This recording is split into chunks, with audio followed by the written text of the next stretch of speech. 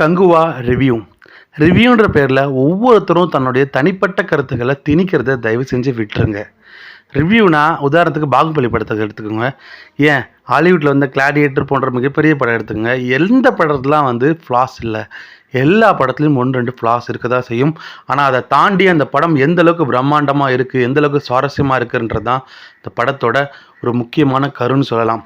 கங்குவா படத்தை எடுத்திங்கன்னா Suriya sir the man with a mass அவ்வளோ அற்புதமாக அந்த படத்தில் நடிச்சிருக்காங்க. ஒவ்வொரு சீனும் கூஸ் பம்ப்ஸாக இருக்கும். டிஎஸ்பியோட ஒரு பிரம்மாண்டமான மியூசிக்.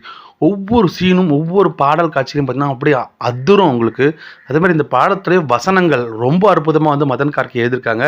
சிவா சாரோட டைரக்ஷன், டிஓபி அதாவது வந்து வெற்றியோட ஒவ்வொரு அந்த ஃப்ரேம் வந்து ரொம்ப அற்புதமாக இருக்கும். இந்த படம் அவ்வளோ அற்புதமாக வந்திருக்கு. நீங்கள் 3Dயில் போய் இந்த படத்தை பார்த்து கண்டுகளிங்க. படத்தை பார்த்துட்டு தான் கேட்பீங்க. நான் பார்த்ததுனால தான் சொல்கிறேன். தயவு செஞ்சு படத்தை பாருங்கள்.